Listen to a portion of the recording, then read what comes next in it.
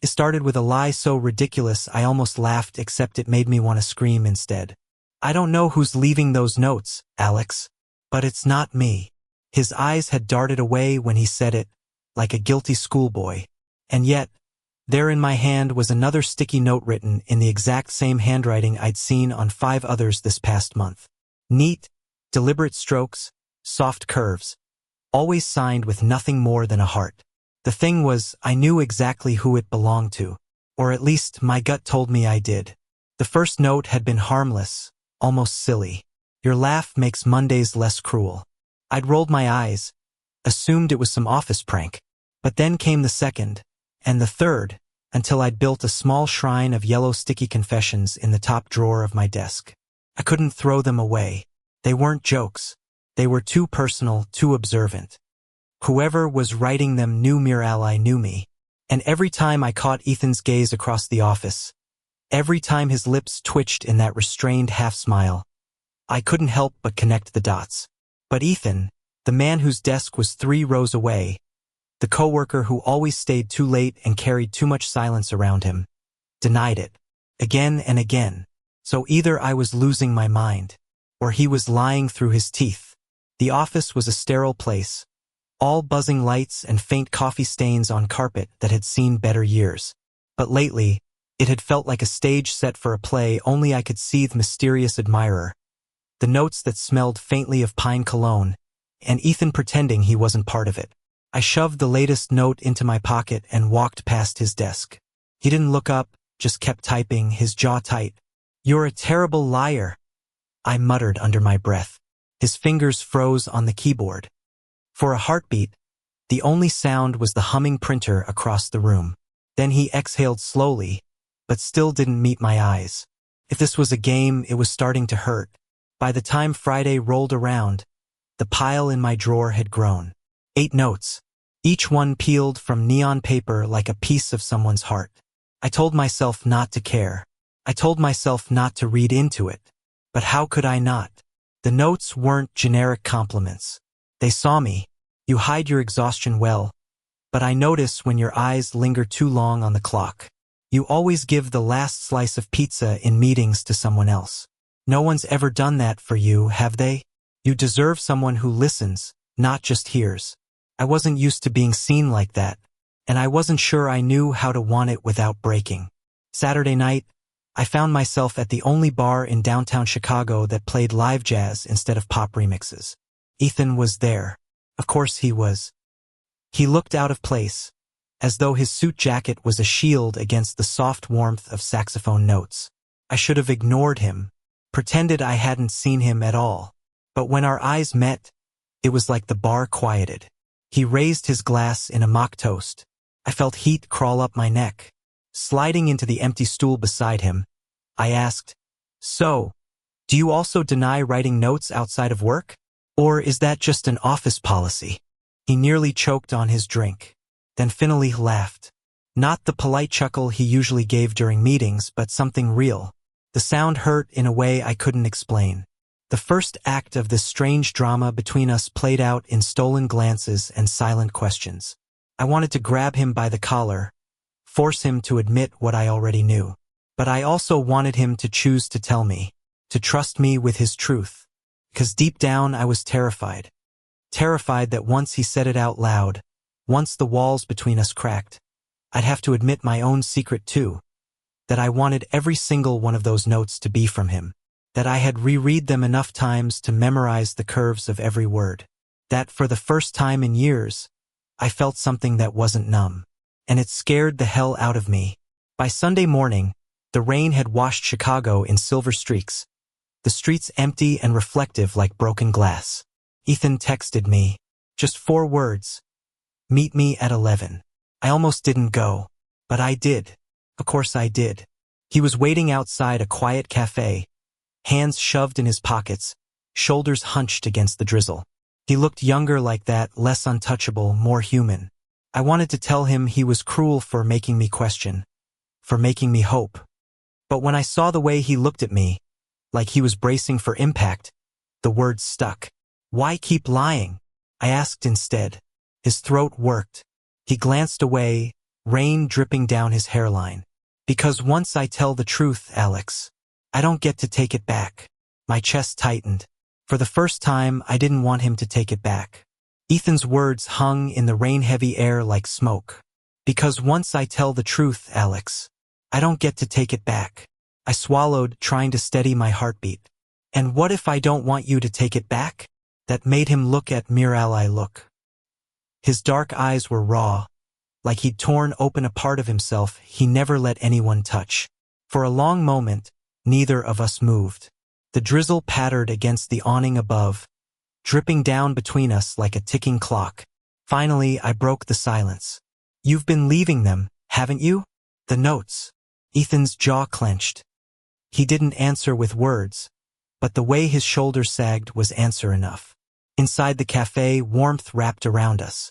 The place smelled of roasted beans and fresh bread, but all I could focus on was him, Ethan, sitting across from me at a tiny wooden table, his fingers wrapped so tightly around his mug I thought it might shatter. I wasn't supposed to get caught, he said quietly. It wasn't. It wasn't meant to be a game, Alex. I just didn't know how else to say it. Say what? That I see you. His voice cracked slightly. That you matter. That you're the first thing I think about when I wake up and the last thing before I fall asleep. That's what all those stupid notes were. A way to let it out without he stopped, exhaled, and shook his head. Without risking everything. My chest ached at the confession. You should have just told me, I whispered. You think it's that easy? His eyes flashed, sudden and sharp. You don't know what it costs to want someone you're not supposed to want. To risk your job, your reputation. He bit the words back, but I heard the fear buried in them. I wanted to reach across the table, to touch his hand, to promise him he wasn't alone. But I couldn't quite move. Not yet. The week that followed was unbearable. At the office, we danced around each other like strangers. Our conversations clipped and professional, as if the cafe had never happened. But every time he walked past my desk, every time his arm brushed too close in the break room, I felt the unspoken electricity between us. And then, another note appeared. This one wasn't left on my desk or slipped into my drawer. It was taped under my keyboard, waiting for me Monday morning. Sometimes I wonder if you've noticed that my hands shake when you're near. I read it 3 times before I shoved it into my pocket. That day, I couldn't focus on a single damn email. By Wednesday, the office felt like a pressure cooker. My manager barked orders, phones rang, printers jammed, but all I could hear was the echo of Ethan's voice. I cornered him by the copy machine. We can't keep pretending nothing's happening. He glanced around nervously, lowering his voice. Not here. Then where? For a second, I thought he'd brush me off again. But then he murmured, my place. Tonight. I'd never seen Ethan outside of work clothes, and the sight of him in a soft gray hoodie and sweatpants nearly undid me. His apartment was small, clean, lined with books and records so utterly him it hurt. We sat on the couch, a safe foot apart, like teenagers unsure of the rules. He rubbed his palms against his knees. You deserve someone braver than me. Stop saying that. It's true. His laugh was bitter. I leave sticky notes like a coward because I can't stand the idea of saying it out loud. Then say it now, I demanded, voice harsher than I intended. Say it to me, not to a piece of paper. His chest rose and fell, sharp and uneven. Then, finally, I'm in love with you. The words hit me like a blow and a bomb at once. Before I could think, I leaned across the gap and pressed my lips to his. The kiss wasn't neat or careful. It was desperate, messy, years of silence breaking open. His hands grabbed at my shirt like he was afraid I'd disappear. I held his face, rain still faintly clinging to his hair, and kissed him until my lungs burned. When we finally broke apart, both of us breathing hard, his forehead fell against mine. I'm so scared, he whispered. Me too, I admitted.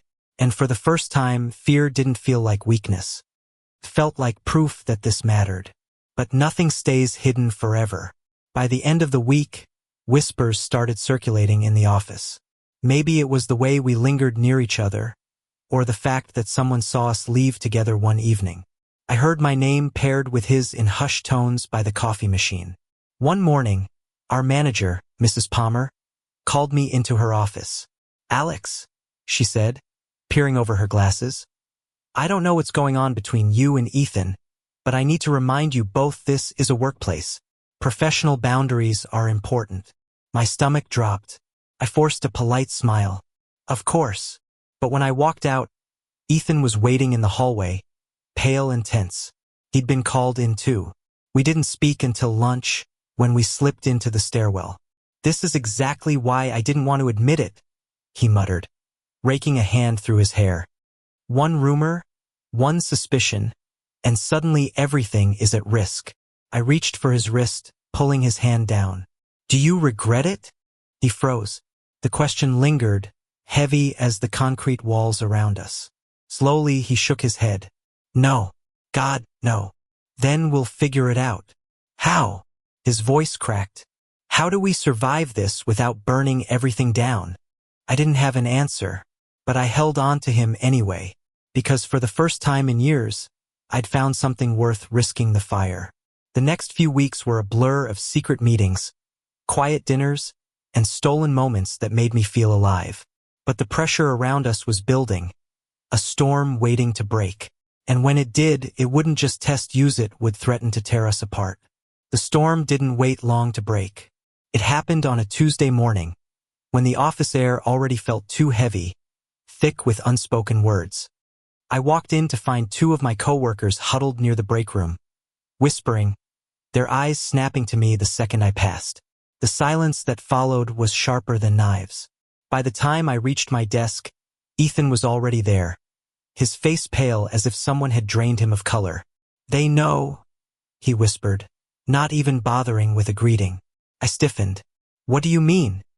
He slid a folded piece of paper toward me, an anonymous printout, one of those office-wide gossip emails that always found their way around. On it, in bold black letters, was a cruel little sentence. "Somebody's been leaving love notes at work. Wonder if Alex knows who it is, or is too busy sharing stairwell kisses to care." My stomach dropped. My entire body went cold. "They saw us," Ethan muttered, his voice flat. "Or someone did." The rest of the day was a blur of sidelong glances, half-hidden smirks, and the weight of suspicion pressing down like 1,000 bricks. Mrs. Palmer's eyes lingered on us longer than usual during the morning meeting, and I could feel the air tighten every time Ethan shifted in his seat. At lunch, I tried to pull him aside, but he shook his head. "Not here. Not now." It was like the walls were closing in. That evening, I found him outside the building, sitting on the hood of his car with his hands buried in his hair. The city lights painted his face in fractured gold. "This is a disaster," he muttered when I approached. "No, it's not." I forced steadiness into my voice, though my insides trembled. "It's gossip. People will move on. You don't get it." He looked up at me, and the raw fear in his eyes nearly broke me. "I can't afford this. Not here. Not now. My family, they wouldn't understand." "My father," he cut himself off, shaking his head violently. "If he finds out, Alex, it's over. For me. For everything." I swallowed hard. His pain was written across every line of his body, but it still stung. "So what then? We just what? Pretend this doesn't exist." His silence was answer enough. The following week was war. Not with fists or raised voices, but with the quiet cruelty of avoidance. Ethan pulled away, retreating behind the armor of professionalism. He avoided eye contact, kept his replies short, and even started staying later at the office, as though burying himself in work could erase me from his life. I told myself I understood, that he was scared, that this wasn't easy for him. But the truth felt like betrayal. Every sticky note I'd saved burned in my drawer, mocking me with words that had once felt like promises. "You deserve someone who listens. You're more than they make you feel." And now I couldn't even get him to look at me. The breaking point came on a Thursday night. The office was nearly empty, just the hum of computers and the faint glow of desk lamps. I'd stayed late out of spite, maybe hoping he'd finally talk to me. Sure enough, he appeared by my desk, hands shoved deep in his pockets, eyes darting nervously around the room. "We need to stop," he said flatly. My chest clenched. "Stop what?" "This. Whatever this is. It's dangerous, Alex. People are watching. It's already spreading. And His voice faltered, but then he hardened it. "I can't do this." The words hit harder than I expected. I laughed, bitter and sharp. "You mean you won't? Don't pretend this is about about you being too afraid to stand by what you feel." He flinched but didn't deny it. That hurt more than anything. I didn't sleep that night. Instead, I pulled out every note, laid them across my kitchen table like broken glass, and read them one by one. By the time I reached the last, my hands were shaking. He had given me his heart in fragments of paper, only to rip it back the second it became inconvenient. And yet he couldn't hate him. That was the cruelest part. Days turned into weeks, and we orbited each other like strangers forced into the same gravity. We spoke only when necessary, our voices clipped, our smiles gone. The gossip faded, eventually replaced by newer rumors, but the damage lingered in the air like smoke after a fire. I thought maybe that was it. Maybe our story had ended before it truly began. Until the night I found him on my doorstep. It was nearly midnight, rain soaking through his jacket, his eyes hollow and red. "Ethan?" My voice cracked. He didn't speak at first. Just stood there, dripping water onto my welcome mat, trembling as though holding himself together by sheer will. Finally, he whispered, "I'm sorry. I should have slammed the door in his face. I should have told him to leave. But instead, I stepped aside, letting him in." He collapsed onto my couch, burying his face in his hands. "I thought I could handle it," he said, voice muffled. "Thought I could just shut it down. But I can't. Alex, I can't breathe without thinking of you. I can't walk into that office and not want to look at you. I'm in love with you, and it's tearing me apart." Something inside me cracked. I sat beside him, close enough for our knees to touch, and whispered, "Then stop running." He lifted his head, eyes wet and desperate. "And if I lose everything, then we'll lose it together." His lips trembled, and then, without hesitation, he kissed me again. This time it wasn't desperate or messy. It was steady, certain, promise. The storm wasn't over. We both knew that. The world outside was still sharp, still waiting to tear us apart. But in that moment, wrapped in rain-soaked clothes and trembling hands, none of it mattered, because for the first time he wasn't denying it. For the first time he was mine. Ethan didn't kiss me like a man who wanted to hide anymore. He kissed me like someone who had already chosen, even if the world hadn't caught up yet. But choices have consequences. The next week, the storm followed us outside the office. Ethan's father showed up, one night, an imposing man with silver-streaked hair and a voice that could silence a room.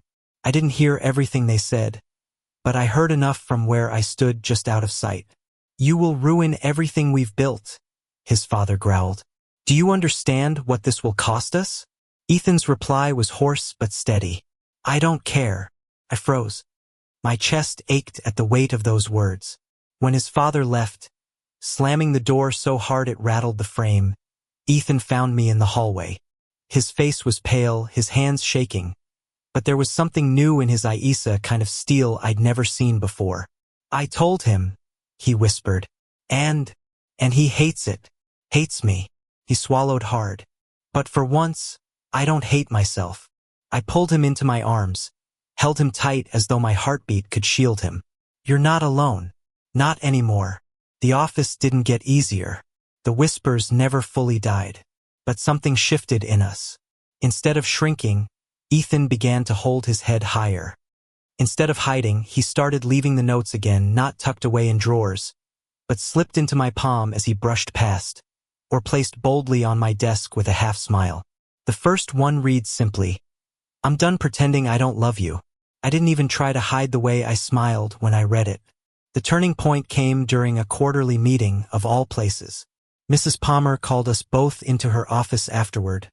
her expression unreadable. "I know what's been going on," she said bluntly. "And I don't care." We both stiffened.